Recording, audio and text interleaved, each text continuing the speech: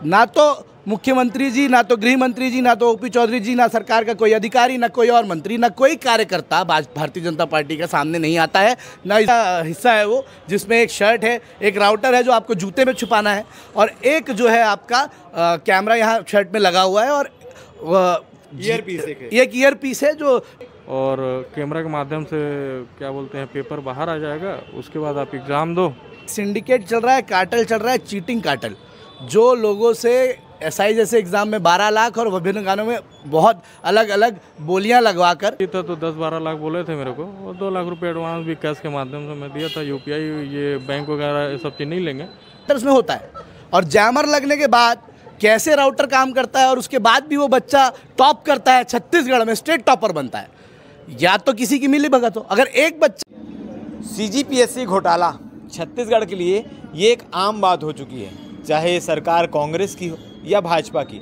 कांग्रेस शासनकाल में भाजपा ज़ोरदार तरीके से, पुरजोर तरीके से आरोप लगाती आई कि कांग्रेस शासनकाल में सीजीपीएससी घोटाले हुए दिख भी रहे हैं, मगर इसकी जांच चल रही है। अब कौन शामिल था कौन नहीं, ये जांच का विषय है। इसके बाद अब कांग्रेस आरोप लगा रही है कि जो अब सीजीपीएससी में घोटाला हो रहा है वो भाजपा के जानकारी के साथ हो रहा है। अब किस घोटाले की जिक्र चल रही है, किस घोटाले की चर्चा चल रही है, आपको बता दूं, आपने एक वीडियो सोशल मीडिया में देखा होगा जहां ऑटो में बैठकर एक लड़की अंदर बैठी हुई एक लड़की को चीटिंग करवा रही है, और ये पूरी चीटिंग हो रही है मुन्ना भाई एमबीबीएस के तर्ज पर। और उसी तर्ज पर एक अकेली लड़की नहीं, ऐसे कई सारे केस निकलकर सामने आए हैं, जिनमें 3 दोस्तों के भी नाम निकलकर सामने आए हैं जो रैंक होल्डर हैं, जिनके रैंक 5 एग्ज़ाम से पहले 36,000, 67,000 ऐसे हज़ारों की संख्या में आते थे, वो अचानक टॉप करने लगे। तो संशय का विषय भी हुआ कि आखिर ये संभव कैसे है। हो सकता है ज़्यादा पढ़ाई कर रही होगी या ज़्यादा ज्ञान अर्जित हो चुका होगा, मगर क्या ये सच है या नहीं, इस पूरे विषय को लेकर सीजीपीएससी ने अब कई सारी गाइडलाइंस भी जारी कर दी है। सेंटरों में जैमर तो लगाया करते थे, मगर हाल ही में 2 दिन पहले एक नोटिफिकेशन आया है जिसमें कपड़ों के कलर पर भी सवाल उठाए कि कौन से कपड़े अब एग्ज़ाम देने वाले स्टूडेंट जो है वो पहन के नहीं जाएंगे, एस्पिरेंट जो है वहाँ पहन के नहीं जाएंगे। ये तमाम सरकार अपनी तरफ से तैयारी कर रही है, मगर जिस घोटाले का जिक्र हो रहा है उसके लाइव साक्षात जो इस घोटाले में शामिल हो सकते थे, मतलब उनको भी ऑफर आया था, वो शख्स भी हमारे साथ मौजूद है। उससे पहले हमारे साथ एक और शख्स मौजूद है, आशीष यादव जी हैं, जिनसे बातचीत करेंगे, क्योंकि आज प्रेस कॉन्फ्रेंस के दौरान तमाम चीज़ों का आज खुलासा करने का प्रयास किया गया। आशीष जी, आप तक क्या बात पहुंची? सोशल मीडिया में तो चीज़ें चली रही है कि भैया ईयरफोन लगा कर टेक्नोलॉजी का इस्तेमाल कर कर घोटाला चल रहा है। निश्चित रूप से जब हमारे संज्ञान में ये बात आई तो इस बात की पूरी गहराई हमने जानने की कोशिश करी, और हमें पता चला कि ये 1, 2, 3 बच्चों की बात नहीं है। ये एक सिंडिकेट चल रहा है, कार्टेल चल रहा है, चीटिंग कार्टेल, जो लोगों से एसआई जैसे एग्ज़ाम में 12 लाख और विभिन्न गानों में बहुत अलग अलग बोलियां लगवा कर मुन्ना भाई के तर्ज पर चीटिंग कराने की पूरी जिम्मेदारी लेते हुए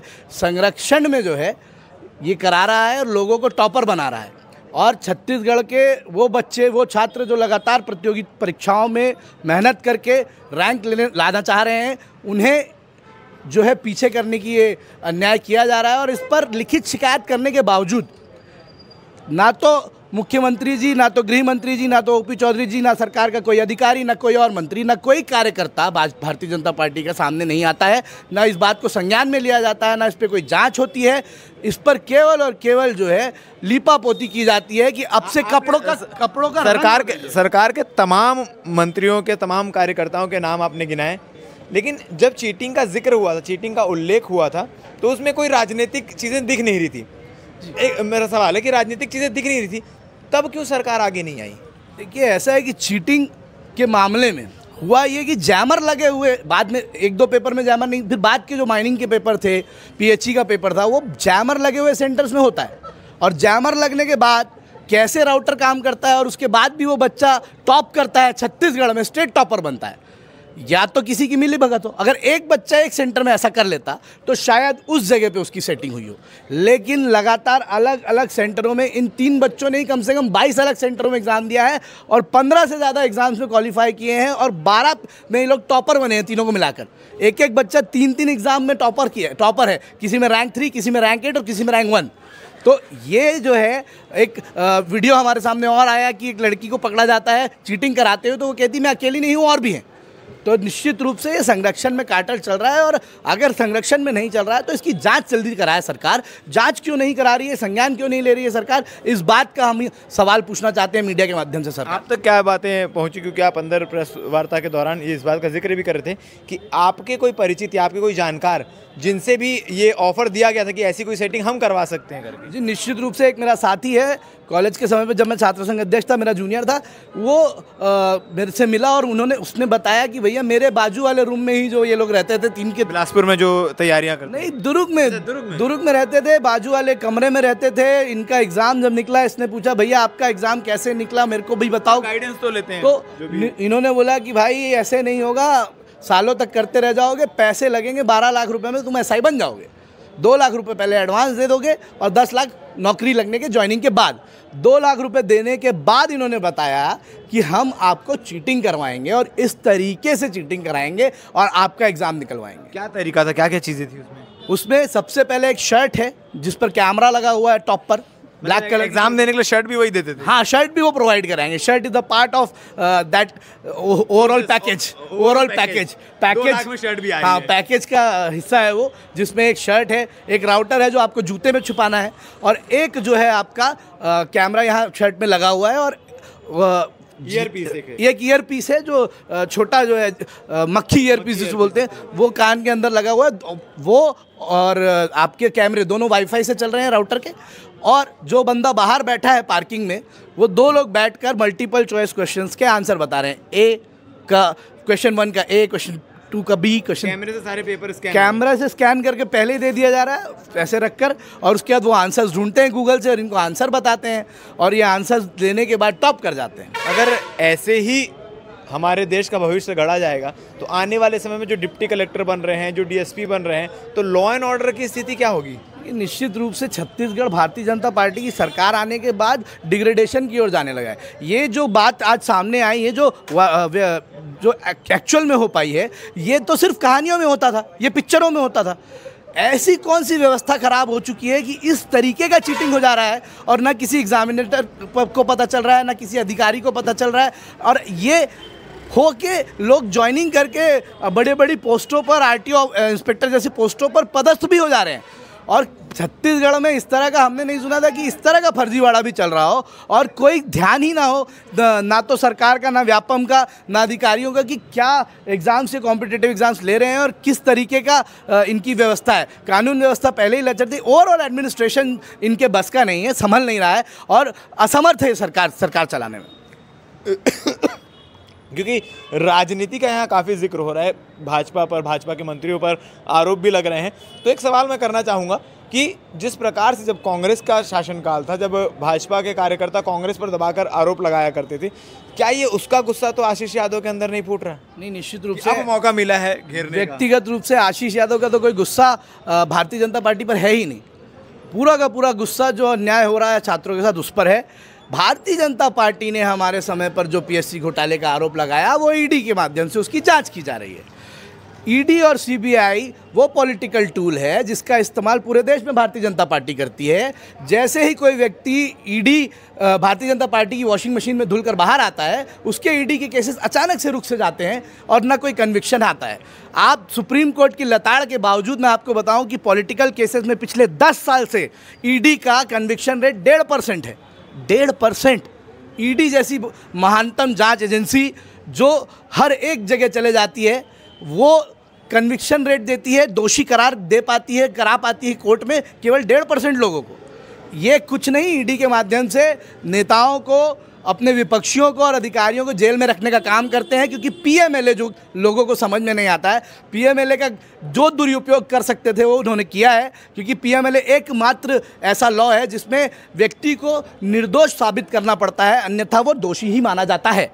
ये बात का फ़ायदा उठाकर ईडी के केसेस लगाते हैं जिसमें आज तक दोषी कोई करार हुआ नहीं है। हमारे साथ वो साथी भी मौजूद है जिन्होंने जानकारी बताई है, जो 12 लाख की 2 लाख का जिक्र हो रहा है, उनसे भी बात करेंगे उनके साथ क्या पूरी घटना हुई। हमारे साथ वो शख्स भी मौजूद है जिनके साथ ये घटना या इस सिंडिकेट का हिस्सा बनते बनते वो रह गए। बातचीत करते हैं कि क्या कुछ उस दौरान में हुआ था, किस समय की बात थी, और क्या कुछ आपको किस प्रकार से पास करवाने का झांसा दिया गया था। ये लगभग 2022 से चीज़ें चल रहा है। और मेरे को जहाँ से ये दिया गया था कि सिलेबस है कुछ बहुत ज़्यादा एनालिसिस करके हम लोग बनाते हैं, उसके ऊपर फिर आपको थोड़ा सा तैयारी करना पड़ेगा और हो जाएगा। तो फिर कितने रुपए लगेंगे इसका लगभग ऐसा, मैं चूँकि परिचित था तो 10-12 लाख बोले थे मेरे को, और 2 लाख रुपए एडवांस भी कैश के माध्यम से मैं दिया था। यूपीआई ये बैंक वगैरह ये सब चीज़ नहीं लेंगे, कैश ही, हाँ कैश में। ठीक।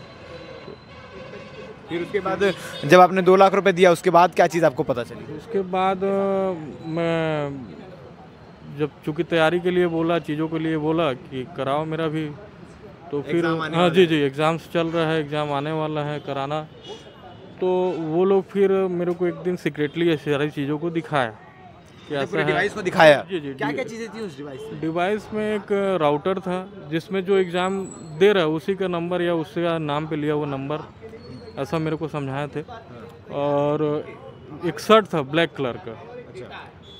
हाँ जी वो बोले कि सारे लोग यही शर्ट पहन के हम लोग जा रहे हैं, एग्ज़ाम दे रहे हैं, इस शर्ट को पहनना है, इसमें कैमरा है और एक छोटा सा स्पीकर दिखाया जो कान के अंदर घुस जाता था, वो स्पीकर लगाना है और कैमरा के माध्यम से क्या बोलते हैं पेपर बाहर आ जाएगा, उसके बाद आप एग्ज़ाम दो और सफल। फिर उसके बाद आपने इन चीज़ों के लिए मना कर दिया या रेडी हो गए थे आप? मैं उसको सुना, देखा, मेरा दिल घबरा गया, मैं बोला कि नहीं कर पाऊँगा ये सारी चीज़ें, मैं तुरंत मना कर दिया। फिर उसके बाद आपके पैसे वापस हुए? 2 लाख? नहीं हुए, वो पैसे वापस नहीं हुए। मैं घूमता रहा पीछे, मांगता रहा। तो वही था कि लोग थे वो लोग जो आपको ये सब बताए थे कि ऐसी चीज़ें भी होती है? अब 3 लोग हैं जिनके नाम से मैं आवेदन भी दिया हूँ, जिनको देखा भी हूँ। अंकित पुरी हैं, राकेश कुमार रात्रे हैं, सूर्य प्रकाश मोहबिया हैं। वही 3 लोग जिनके सोशल मीडिया में वीडियो बहुत चल रहे हैं? जी वही 3 लोग हैं ये। और ये तीनों ने मिलकर लगभग 10 से 12 एग्ज़ाम दिए हैं। इनका प्रीवियस एग्ज़ाम देख लीजिए आप। और अभी जो एग्ज़ाम में टॉपर बने हैं वही शर्ट वगैरह पहन के डिवाइस लगा के ही बने हैं लोग। ठीक है, तो ये एक जानकारी निकल कर सामने। अभी तक ये तमाम चीज़ें स्टिंग ऑपरेशन के माध्यम से चल रही थी, मगर अब वो शख्स सामने आए हैं जिनको ये ऑफ़र भी किया गया था कि 12 लाख रुपए में आप SI बन जाओगे, और बनने का तरीका, बनने का पैटर्न, तमाम चीज़ें क्या कुछ थी उनको समझाई गई, जिससे डर कर उन्होंने अपना कदम पीछे खींच लिया। अब CGPSC घोटाला हो या किसी और अन्य सरकारी नौकरी का झांसा हो, अब क्या कुछ चीज़ें चल रही है सरकार में, ये देखने वाली बात है। और आगे क्या कुछ चीज़ें और होंगी, इसमें जांच होती है कि नहीं, कौन दोषी पाया जाता है, कितना बड़ा सिंडिकेट है, कौन कौन शामिल है, ये तमाम चीज़ें हम आपको पल पल की अपडेट देंगे। बन रही है हमारे साथ। और ये सिर्फ एक खबर नहीं, ये चेतावनी है सरकार में बैठे उन अधिकारियों के लिए जो या तो इस मामले में संलिप्त हैं, और अगर संलिप्त नहीं है तो जांच नहीं कर रहे हैं, और बच्चों के भविष्य के साथ, छत्तीसगढ़ के भविष्य के साथ, देश के भविष्य के साथ खिलवाड़ कर रहे हैं। धन्यवाद। इधर से उठ जाए कि उधर से?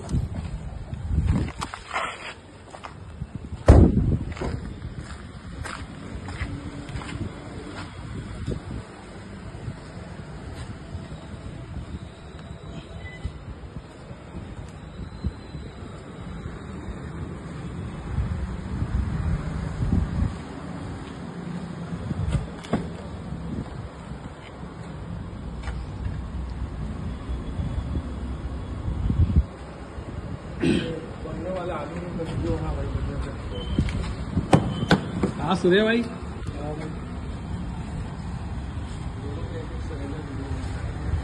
उसको बोल दो वहीं रहेगा ना।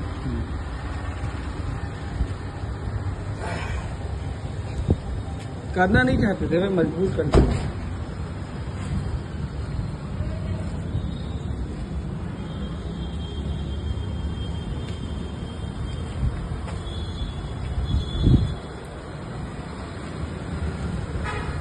उतर क्या भाई, उतर क्या, जल्दी आ।